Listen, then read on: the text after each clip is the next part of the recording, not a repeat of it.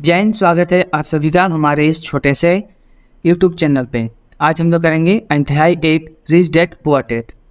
Robert Kiyosaki के अनुसार मेरे दो बेटे थे, एक अमीर और दूसरे गरीब। एक बहुत पढ़े लिखे और समझदार थे, वे PhD थे और उन्होंने अपने 4 साल के अंडर ग्रेजुएट कार्य को 2 साल से भी कम समय में कर लिया था। इसके बाद वे आगे पढ़ने के लिए स्टैनफोर्ड यूनिवर्सिटी ऑफ शिकागो तथा नॉर्थ वेस्टर्न यूनिवर्सिटी गए और यह सब उन्होंने पूरी तरह से स्कॉलरशिप के सहारे ही किया। मेरे दूसरे डैडी 8वीं से आगे नहीं पढ़े थे। दोनों ही अपने करियर में सफल थे। दोनों ने ज़िंदगी भर कड़ी मेहनत की थी। दोनों ने ही काफ़ी पैसा कमाया था, परंतु उनमें से एक पूरी ज़िंदगी पैसे के लिए परेशान होता रहा। दूसरा हवाई के सबसे अमीर व्यक्तियों में से एक बन गया। एक के मरने पर उसके परिवार, चर्च और ज़रूरतमंदों को करोड़ों डॉलर की दौलत मिली। दूसरा अपने पीछे कर्ज छोड़कर मरा। मेरे दोनों डैडी इरादे के पक्के, चमत्कारी और प्रभावशाली थे। दोनों ने मुझे सलाह दी, परंतु उनकी सलाहें एक सी नहीं थी। दोनों ही शिक्षा पर बहुत जोर देते थे, परंतु उनके द्वारा सुझाए गए पढ़ाई के विषय अलग अलग थे। अगर मेरे पास केवल एक ही डैडी होते तो मैं या तो उनकी सलाह मान लेता या फिर उसे ठुकरा देता। चूँकि सलाह देने वाले दो थे, इसलिए मेरे पास दो विरोधाभासी विचार होते थे, एक अमीर आदमी का और दूसरा गरीब आदमी का।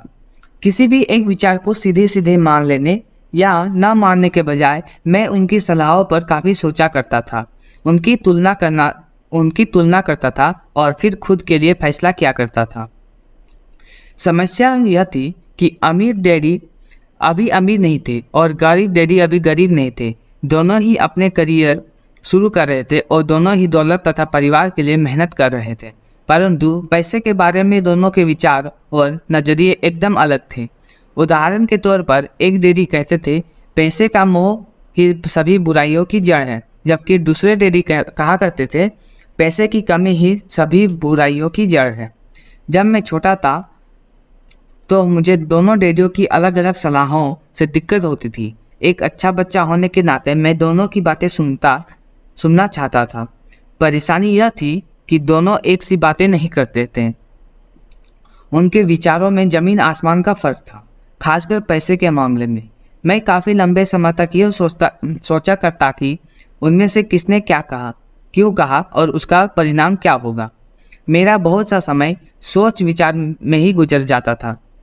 मैं खुद से बार बार इस तरह के सवाल पूछा करता, उन्होंने ऐसा क्यों कहा, और फिर दूसरे डैडी की कही बातें के बारे में भी इसी तरह से सवाल पूछता।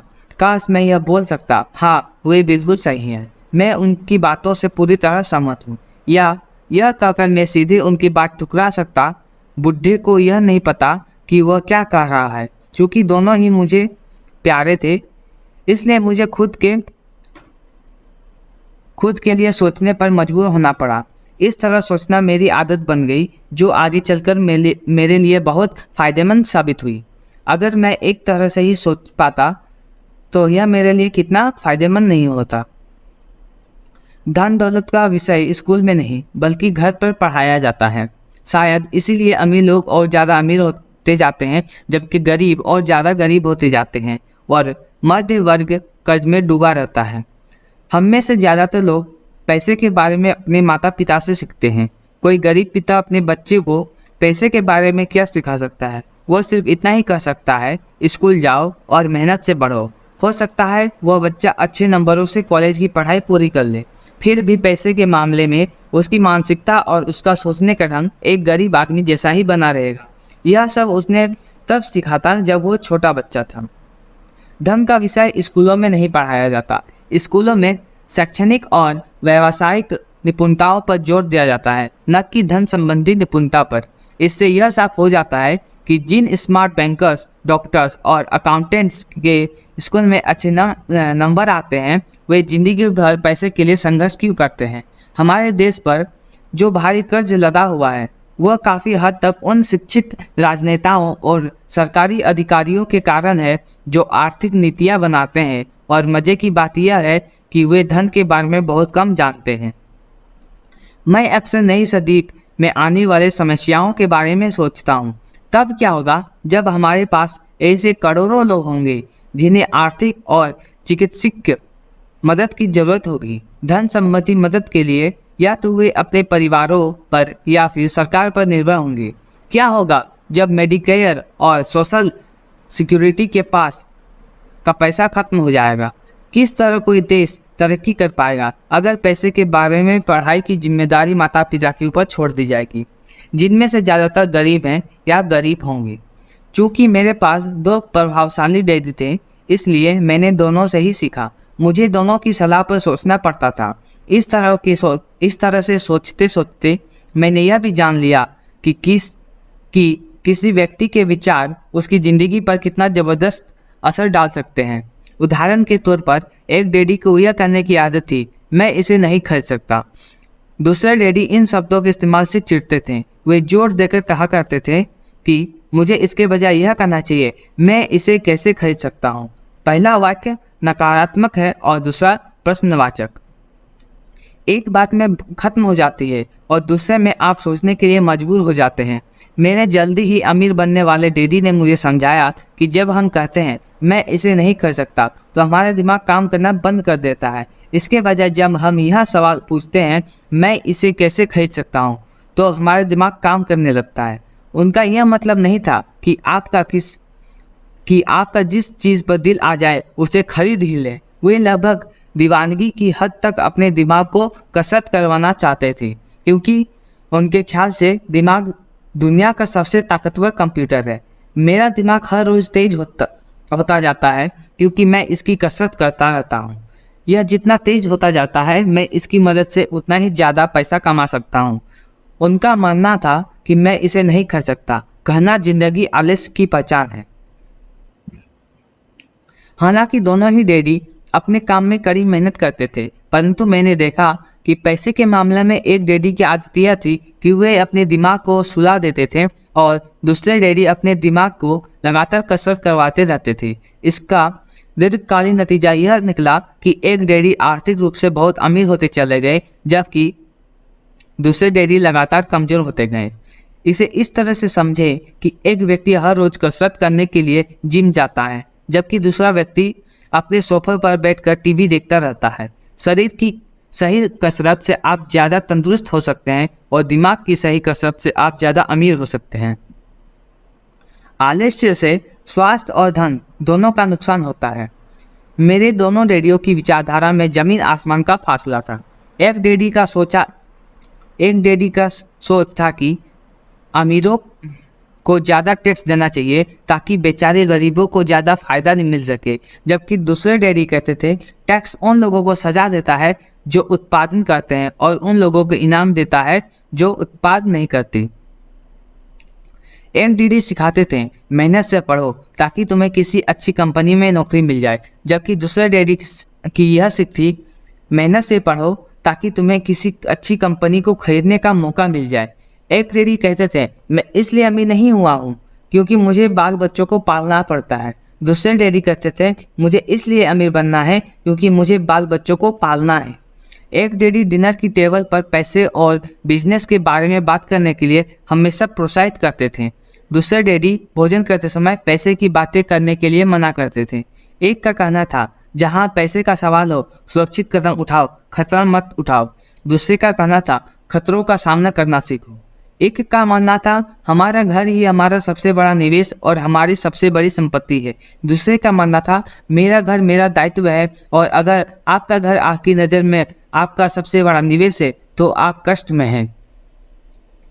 दोनों ही डैडी अपने बिल समय पर चुकाते थे, परंतु उनमें से एक सबसे पहले अपने बिल चुकाता था जबकि दूसरा सबसे आखिरी में।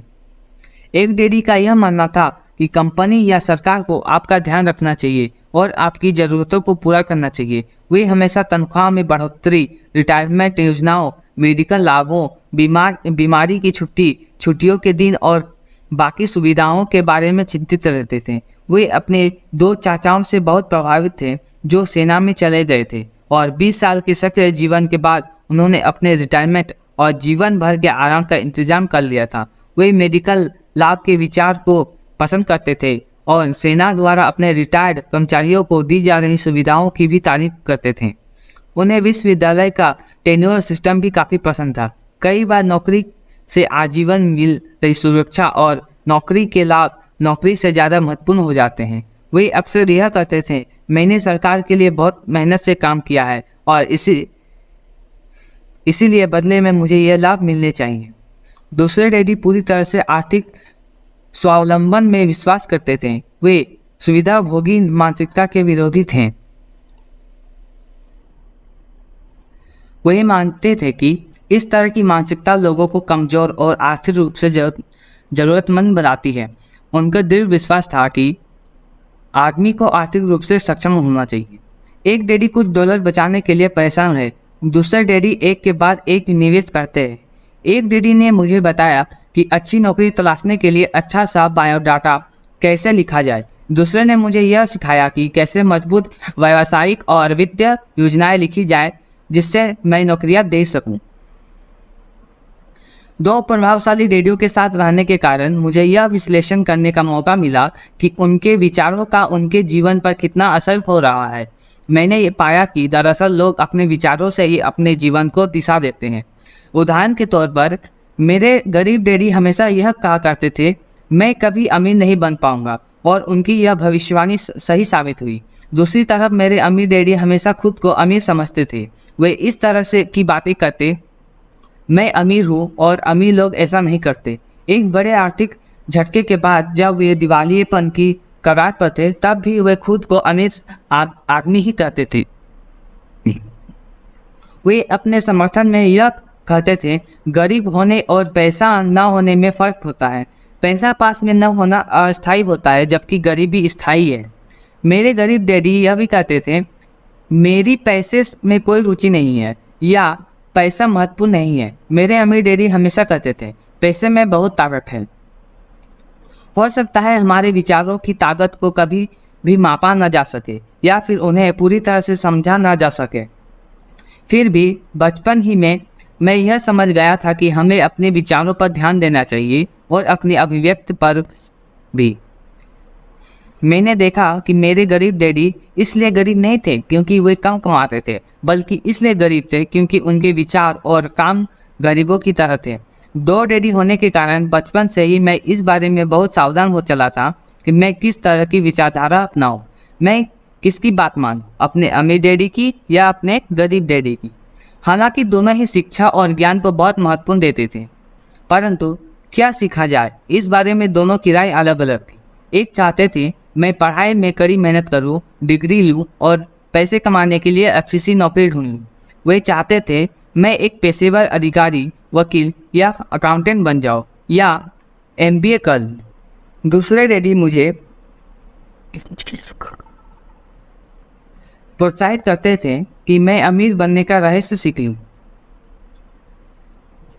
यह समझ लूँ कि पैसा किस तरह काम करता है और यह जान लूँ कि इससे अपने लिए कैसे काम लिया जाता है। मैं पैसे के लिए कभी काम नहीं करता। इन शब्दों को वे बार बार दोहराया करते, पैसे मेरे लिए काम करता है।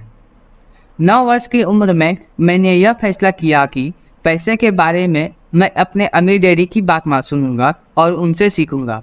यह फैसला करने का मतलब यह था कि अपने गरीब डैडी की बातों पर ध्यान न देना। हालांकि उनके पास कॉलेज की बहुत सी डिग्रियां थी जो मेरे अमीर डैडी के पास नहीं थी। रॉबर्ट फ्रॉस्ट का सबक। रॉबर्ट फ्रॉस्ट मेरे पसंदीदा कवि हैं। हालांकि मुझे उनकी बहुत सी कविताएं पसंद हैं, परंतु द रोड नॉट टेकन मुझे सबसे ज़्यादा पसंद है। मैं इसकी शिक्षा का इस्तेमाल हर रोज़ करता हूँ। द रोड नॉट टेकन, वह राह जिसे चुना नहीं गया। पीले जंगल में 2 राहें बंटती थी और अफसोस कि मुझे एक को चुनना था। मैं देर तक खड़ा रहा, दूर तक, यह देखते हुए कि यह राह कहाँ तक जाती है, झुरमुटों में मुड़ने के पहले। फिर मैंने दूसरी राह चुनी, उतनी ही सुंदर और शायद बेहतर भी, क्योंकि यहाँ घास ज़्यादा थी और कम लोग गुजरे थे। हालांकि लोगों के गुजरने से यहाँ भी उतना ही नुकसान हुआ था और दोनों ही उस सुबह बराबर थी। पत्तियों पर काले कदम नहीं थे और मैंने पहली को अगले दिन के लिए रखा। पर यह जानते हुए कि किस तरह रास्ते निकलते हैं, मुझे शक था कि मैं कभी लौटूंगा।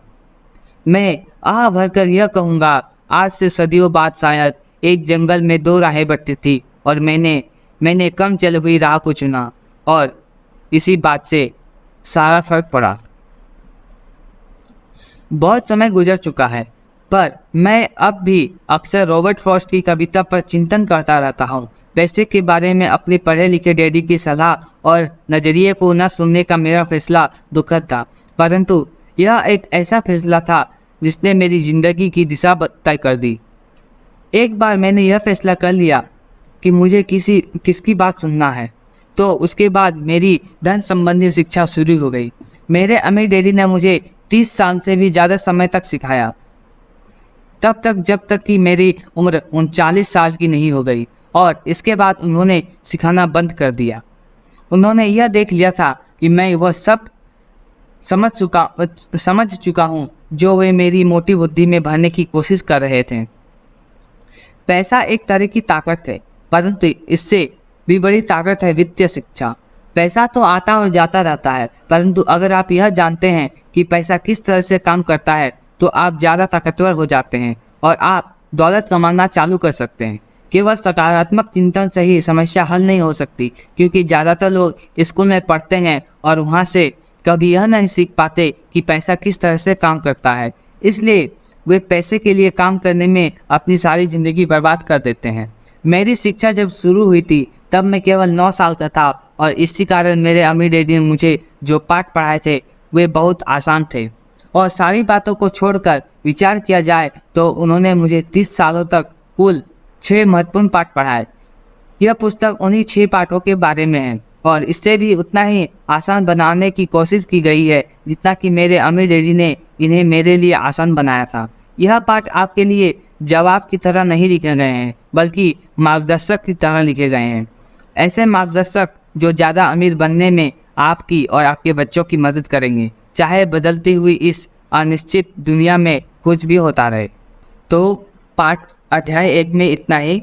आगे की वीडियोस देखने के लिए हमारे चैनल को सब्सक्राइब कर ले और बेल आइकन को दबाना ना भूले। यह वीडियो पसंद आई हो तो अपने दोस्तों के साथ भी शेयर करना ना भूलें। तब तक के लिए वंदे मातरम।